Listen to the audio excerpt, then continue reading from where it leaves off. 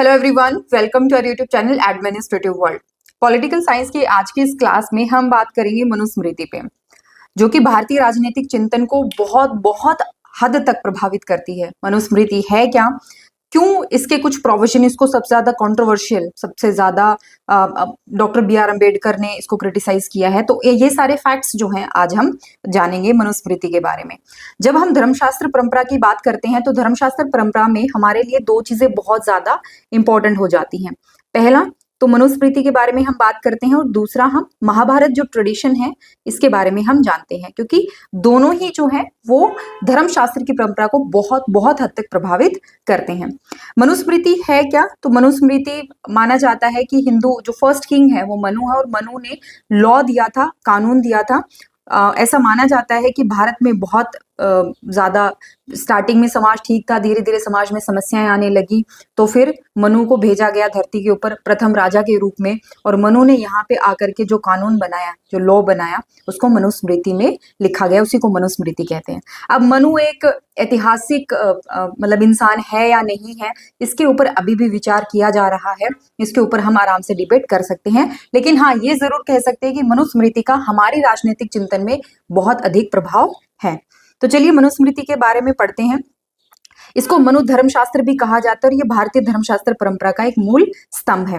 यह ग्रंथ जो है वो धर्म, न्याय, राजनीति, सामाजिक संरचना और शासन प्रणाली को समाहित करता है। देखो, इसमें वही फीचर्स हैं जो हम धर्मशास्त्र में पढ़ के आए, कुछ नए नहीं है। वही चीजें हम मनुस्मृति के कॉन्टेक्स्ट से, उसी के संदर्भ में हम पढ़ेंगे। इसमें क्या है, आपको पता है, हम बार बार इस बारे में बात कर चुके हैं कि भारत में कोई भी ऐसा टेक्स्ट, कोई भी ऐसी किताब जो राजनीति के बारे में बात करती हो, ऐसा हो ही नहीं सकता कि वो धर्म के बारे में, वो समाज के बारे में, वो नीति के बारे में, वो आदर्श या फिर मोरालिटी के बारे में बात ना करती हो। ऐसा पॉसिबल नहीं है। तो यहाँ पर धर्म, न्याय, राजनीतिक, सामाजिक संरचना, शासन प्रणाली, इन सब मुद्दों के ऊपर बात करी गई है। कब लिखी गई थी, इसको लेकर के प्रॉपर हमारे पास क्लियर व्यू पॉइंट नहीं है। माना जाता है 200 BC से लेकर 200 CE, यानी इन 400 सालों के बीच में लिखी गई है। ये ग्रंथ जो है वो मनु द्वारा लिखा गया है, जो पहले मानव और विधाता के रूप में प्रतिष्ठित है। फर्स्ट किंग के रूप में इनको जाना जाता है। इसकी कुछ राजनीतिक अवधारणाएं, अब देखो, मैं बहुत मतलब प्रिसाइज, बहुत ही कम जो संक्षेप में चीजें होती है वो मैं समझा पाऊंगी, क्योंकि मनुस्मृति के ऊपर जब आप मास्टर्स करते हो ना, तो पूरा एक आप आराम से 6 महीने इसके ऊपर डिबेट कर सकते हो, इसके ऊपर रिसर्च की जा सकती है। यहाँ पे हमारे लिए उतने रेलेवेंट नहीं है। मैंने आपको यूपीएससी के अंदर जो प्रीवियस ईयर क्वेश्चंस की वीडियो मैंने आपको प्रोवाइड की थी, जिसमें मैंने इंडियन पॉलिटिकल थॉट पे बताया था कौन कौन से क्वेश्चन पूछे गए हैं, तब मैंने कहा था एंशिएंट इंडियन पॉलिटिकल थॉट पे, प्राचीन भारतीय राजनीतिक परंपरा पे बहुत कम सवाल पूछे जाते हैं और बहुत टिपिकल क्वेश्चंस आते हैं। मतलब जो आज पूछ लिया गया, इस साल पूछ लिया गया, वैसा ही मिलता जुलता क्वेश्चन नेक्स्ट ईयर आता है। या मतलब पिछले 10-11 सालों का हमने जो एनालिसिस करा था, कुछ नए, कुछ innovative questions Indian political thought या फिर एंशिएंट इंडियन पॉलिटिकल थॉट में आपको नहीं देखने को मिलते। तो डायरेक्ट मनुस्मृति पे क्वेश्चन नहीं आएगा, धर्मशास्त्र परंपरा के ऊपर क्वेश्चन आपसे पूछे जाते हैं, तो वहां पर आप एनरिच करने के लिए, अपनी अंडरस्टैंडिंग को बढ़ाने के लिए इसको यूज कर सकते हैं। तो सबसे पहले धर्म और राज्य का क्या संबंध है। देखो, धर्म हमने पढ़ा, धर्म ये रिलीजन नहीं है, धर्म कर्तव्य है, धर्म ड्यूटी है, आपकी राइटियसनेस है। तो धर्म केवल धार्मिक आस्था नहीं, बल्कि व्यापक नैतिक, सामाजिक, राजनीतिक कर्तव्यों का समुच्चय है। ये आपकी ड्यूटीज है। कैसी ड्यूटीज? आपकी अपनी नैतिक ड्यूटीज, आपकी सामाजिक ड्यूटीज, आपकी राजनीतिक ड्यूटीज, इन सब का क्या है, कॉम्बिनेशन है। राज्य का उद्देश्य धर्म की स्थापना और सुरक्षा है, और मनुस्मृति में भी धर्म को शासन और न्याय व्यवस्था का आधार बताया गया है। अब ये देखो, स्टेट को बनाया ही क्या गया है कि स्टेट की एग्जिस्टेंस इसीलिए है ताकि वो सोसाइटी के अंदर धर्म को स्थापित कर सके, यानी सोसाइटी में लोग जो हैं वो नैतिक, सामाजिक और राजनीतिक कर्तव्यों का ढंग से पालन करें। उदाहरण क्या है, जैसे उदाहरण में हम बात करते हैं, उदाहरण होता है कि हम मनुस्मृति का कोई एक टेक्स्ट हम उठा के स्टडी कर रहे हैं। धर्म एवं हतो हंति धर्मो रक्षति रक्षित है। जो धर्म की रक्षा करता है, धर्म उसकी रक्षा करता है। तो हम ये मानते हैं, अगर हम अपने कर्तव्यों का पालन करें ढंग से, तो हमारे लिए जो लोगों का कर्तव्य है वो भी सही से चलेगा। कहने का मतलब ये हुआ कि समाज में जिसका जो रोल है वो ढंग से अगर काम करेगा तो उसकी भी रक्षा की जाएगी। भी जैसे मान लीजिए जो शूद्र है, उनका काम है कि आपको प्रोडक्शन करना है, आप प्रोडक्शन करिए। ब्राह्मण मान लीजिए वर्ण है, ब्राह्मण वर्ण काम है आपको समाज में क्या करनी है, शिक्षा का प्रचार करना है, आपने वेद पढ़ाने हैं, ठीक है। तो फिर आपके पालन पोषण की जिम्मेदारी किसकी है? शूद्र वर्ग की है। आपकी रक्षा की जिम्मेदारी किसकी है? क्षत्रिय वर्ग की है। तो आप अगर प्रोटेक्ट करेंगे इस चीज को, आपको भी प्रोटेक्ट किया जाएगा। हालांकि मैं बहुत नैरो इंटरप्रिटेशन इसका आपको बता रही हूँ, इसके और भी व्यापक मायने हो सकते हैं। राजा की भूमिका और राजधर्म क्या है? तो राजा को धर्म के अधीन शासक माना गया है, न कि निरंकुश। देखो, भारतीय राजनीतिक परंपरा में ये बहुत यूनिक चीज है कि हमारे यहाँ शासक को बहुत निरंकुश नहीं है, हमारे यहाँ अनलिमिटेड पावर नहीं दी गई है, अधीन माना गया है। किसके अधीन? कि राजा का काम है धर्म को लागू करवाना, और राजा का खुद का धर्म क्या है? राजा निरंकुश नहीं हो सकता, राजा का अपना धर्म है कि उसको जो जिम्मेदारी दी गई है उसको वो राज्य की खुशी में ही लगाए। तो राजा की प्रमुख जिम्मेदारियां हैं धर्म की रक्षा, प्रजा की रक्षा, न्याय का निष्पक्ष संचालन, दंड का उचित प्रयोग, कर संग्रह एवं युद्ध नीति। ये राजा की जिम्मेदारियां हैं। अब मक्खी भी बहुत है। ओके, ये राजा की प्रमुख जिम्मेदारियां हैं और राजा इन्हीं को निभाए, यही राजा का धर्म है। तो राजा क्या है? धर्म पालक है और न्यायिक प्रमुख है और दंडदाता है, ये राजा की ड्यूटी है। तो हमारे यहाँ राजा निरंकुश नहीं है। मान लीजिए आपको 10 नंबर में एक ये छोटा सा पैराग्राफ लिखना है कि जो वेस्टर्न पॉलिटिकल थॉट है, यानी पश्चिमी जो विचार है, पश्चिमी विचारों के हिसाब से और भारतीय विचारों के हिसाब से आप राजा को समझाइए, राजा के रोल को समझाइए। तो आप आराम से इस पॉइंट को मेंशन कर सकते हैं। यहाँ पे निरंकुश राजा आपको देखने को मिलेंगे, मतलब किंग इज द लॉ, वो वाली बात है। भारतीय परंपरा के अंदर ऐसा नहीं है। किंग भी बाउंडेशन में है, किंग की भी बाउंड्री है, उसको वो क्रॉस नहीं कर सकते हैं। राजा को ब्राह्मणों से मार्गदर्शन लेने की अपेक्षा की गई है और राजा यदि अधर्म करता है तो उसको हटाया जा सकता है, ऐसी चीजें भी यहाँ पर मेंशन है। दंड नीति की अगर हम बात करें तो दंड को शासन का आवश्यक उपकरण माना गया है। उसका उद्देश्य है समाज में अनुशासन बनाए रखना, अपराधों को रोकना, पापकरण से भय उत्पन्न करना और न्याय के प्रति आस्था बनाना। देखो, ध्यान रखना, धर्मशास्त्र में धर्म और दंड ये एक साथ चलता है। धर्म की स्थापना के लिए दंड का प्रयोग भी जरूरी हो जाता है, लेकिन वो भी निरंकुश नहीं होना चाहिए। दंड मतलब धर्म के लिए दंड का प्रयोग भी लिमिटेड होना चाहिए। तो यहाँ पे है, जैसे दंड ही सबको नियंत्रित करता है और वही सबकी रक्षा करता है, लेकिन दंड का प्रयोग न्याय के अनुरूप और निष्पक्षता से, इम्पार्शियलिटी से किया जाना चाहिए। न्याय व्यवस्था की अगर हम बात करें तो न्याय के 4 स्रोत हैं: श्रुति, स्मृति, सदाचार और आत्मसंतुष्टि। श्रुति जो वेदों में सही माना गया है वो चीज सही है समाज के हिसाब से। स्मृति जो धर्मशास्त्रों ने सही ठहराया है, और ये ध्यान रखिएगा ये इसी उसी में माना जाएगा, जो क्रम हमने निर्धारित किया ना उसी क्रम में ये चीज चलेगी। पहले देखिए कोई बात कही गई है वो वेद सम्मत है या नहीं, श्रुति सम्मत है या नहीं, फिर देखिए धर्मशास्त्र सम्मत है या नहीं, फिर देखिए सदाचार सम्मत है यानी सदाचार के हिसाब से सही है, और फिर देखिए कि आत्म संतुष्टि, आपकी अंतरात्मा उसको सही मानती है, सही मानती है तो फिर सही है। न्याय के ये 4 स्रोत माने गए हैं। और न्याय पालिका का प्रमुख राजा स्वयं होता है और राजा द्वारा नियुक्त सभासद होता है। यहाँ पर जो ताकत है, जो पावर है वो सेंट्रलाइज्ड है। सेंट्रलाइज्ड मतलब राजा के पास ही सारी पावर है। जो न्यायपालिका है, कार्यपालिका है, विधान पालिका, इन सब की शक्तियां जो है वो राजा के अंदर निहित हैं। न्यायिक प्रक्रिया में क्या क्या चीजें मतलब मायने रखती हैं? साक्ष्य, गवाह, शपथ, प्रतिज्ञा, इन सब विधियों का प्रयोग तब भी किया जाता था, आज भी किया जाता है। इसलिए मैंने कहा ना, मनुस्मृति का प्रभाव हमारी राजनीतिक परंपरा में बहुत ज्यादा है।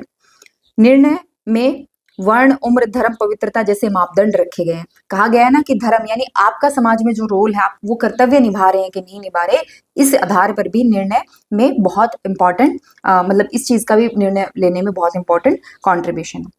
सामाजिक व्यवस्था और वर्ण धर्म की अगर हम बात करें तो मनुस्मृति में 4 वर्ण बताए गए हैं: ब्राह्मण, क्षत्रिय, वैश्य, शूद्र। और यहाँ पे ब्राह्मण का काम है शिक्षा, पूजा, यज्ञ करवाना, क्षत्रिय शासन, युद्ध और रक्षा में है, वैश्य का काम है वाणिज्य, कृषि, पशुपालन, और शूद्र का है इन तीनों वर्गों की सेवा करना। प्रत्येक वर्ण का स्वधर्म निर्धारित है, इससे समाज में स्थिरता और उत्तरदायित्व की भावना उत्पन्न होती है, और यह व्यवस्था जन्म पर आधारित है, इससे सामाजिक गतिशीलता सीमित होती है। सामाजिक गतिशीलता क्या होती है? जो धीरे धीरे, पहले क्या था, ये वर्ण व्यवस्था थी, वर्ण व्यवस्था सामाजिक गतिशीलता में थी। हो सकता है ऐसे वेदों में ऐसे कई उदाहरण मिलते हैं जिसमें परिवार के अलग अलग लोग अलग अलग वर्ण से बिलोंग करते हैं। हो सकता है पिता जो है वो क्षत्रिय हो, माँ शूद्र हो, बेटा ब्राह्मण बन जाए, पॉसिबल है। क्यों? क्योंकि ये आपके कर्म से तय होते थे। बाद में धीरे धीरे वर्ण का जो विकृत रूप जाति हमारे सामने आई, जाति में ये चीज रिजिड हो गई, स्थिर हो गई।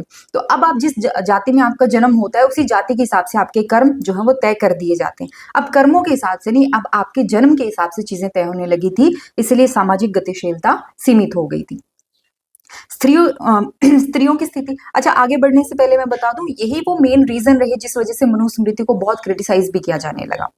स्त्रियों की स्थिति, स्त्रियों को सामान्यतः पुरुषों के अधीन बताया गया है। पितृसत्तात्मक परंपरा यहाँ पर दिखाई गई है कि बचपन में पिता, यौवन में पति और वृद्धावस्था में पुत्र स्त्री की रक्षा करें। स्त्री को स्वतंत्रता नहीं दी गई है, परंतु उसका सम्मान और धार्मिक भूमिका को माना गया है। मनुस्मृति कि आज भी इतने लंबे समय बाद भी हमारी सोच पे, हमारी राजनीतिक चिंतन में उसके बहुत मतलब एक दीर्घकालीन छाया नजर आती है कि मौर्य काल से लेकर मध्यकाल तक मनुस्मृति का गहरा प्रभाव रहा। राजधर्म, न्याय व्यवस्था और सामाजिक अनुशासन में इसका प्रयोग हुआ और मध्यकालीन हिंदू राजाओं के धर्म नीति और नीति शास्त्र का मूल स्रोत रहा।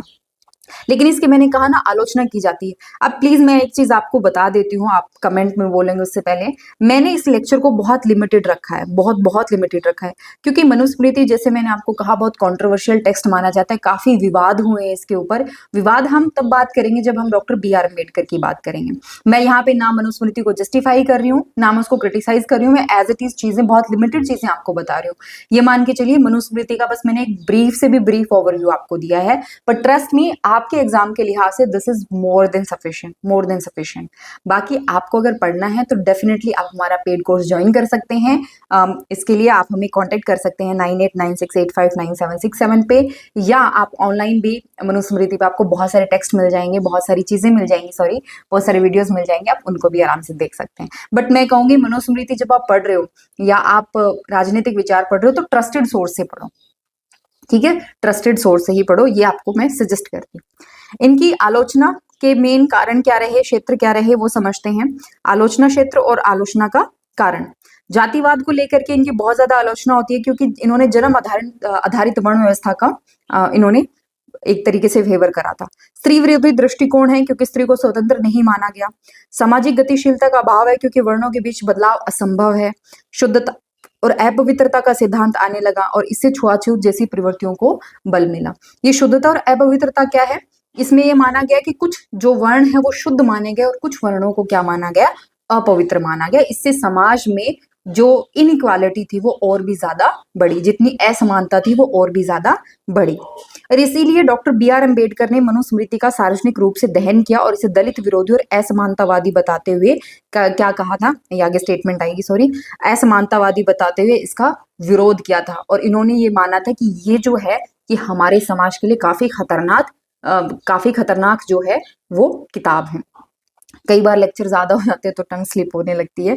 ओके, मनुस्मृति भारतीय राजनीतिक परंपरा का एक महत्वपूर्ण लेकिन विवादास्पद आधारशिला है। इसमें धर्म, नैतिकता और शासन को जोड़ने की एक दार्शनिक कोशिश की गई है। हालांकि इसकी सामाजिक संरचना और स्त्री दृष्टिकोण आधुनिक लोकतांत्रिक मूल्यों से मेल नहीं खाता, लेकिन फिर भी इसके भीतर निहित राजधर्म, न्यायिक दायित्व और नैतिक नेतृत्व की अवधारणाएं आज भी बहस और विश्लेषण का विषय है। इसकी कुछ चीजें ठीक हैं जिनके ऊपर बहस की जा सकती है, कुछ चीजें ऐसी हैं जो आज के समाज के हिसाब से बिल्कुल भी प्रासंगिक नहीं है, तो हमें उन चीजों को छोड़ देना चाहिए। हर एक चीज परफेक्ट नहीं होती है, ठीक ऐसा ही हमारे धर्मशास्त्र के साथ जाता है। कुछ चीजें हो सकता है उस समय के हिसाब से लिखी गई हो, और ये भी हो सकता है कि शायद किताब में ये चीजें हो, रियल लाइफ में ये चीज इंप्लीमेंट हो रही हो कि नहीं हो रही हो, हमें नहीं पता। जो चीजें किताबों में कही गई हैं वो काफी हद तक होती तो रियल लाइफ से प्रेरित है, हम ये मानते हैं। लेकिन जैसा किताब में लिखा गया, जैसा इस बुक में बताया, क्या 100% वैसा ही होता था रियल लाइफ में? इसके ऊपर हमें दोबारा सोचने की जरूरत है।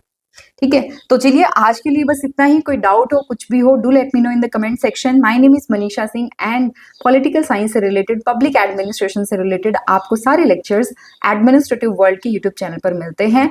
इसके अलावा आप हमारा टेलीग्राम चैनल भी ज्वाइन कर सकते हैं। That's all. Paid courses notes के लिए आप हमें गिवन नंबर पे कांटेक्ट कर सकते हैं, नोट डाउन कर लीजिएगा, 9896859767।